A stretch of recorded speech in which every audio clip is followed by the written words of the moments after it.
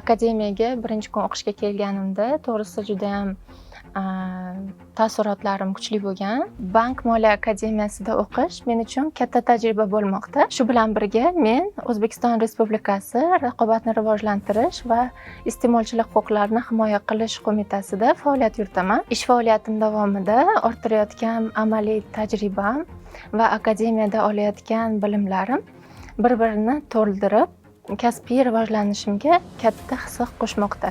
Indoneziyaning nufuzli universitet Indoneziya universitetida tashkil etilgan qisqa muddatli xalqaro dasturda ishtirok etish men uchun unutilmas tajriba bo'ldi.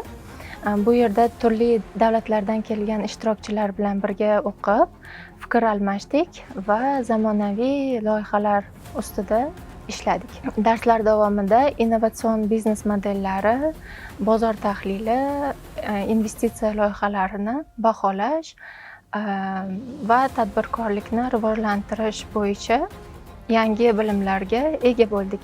Bu xalqaro tajriba menga global yondashuv bilan fikrlash, turli mamlakatlar tajribasini o'rganish va ulardan o'z faoliyatimda unumli foydalanish muhimligini yanada anglatdi. Chunki Bank moliya akademiyasida nazariya va xalqaro amaliyot birgalikda olib boriladi.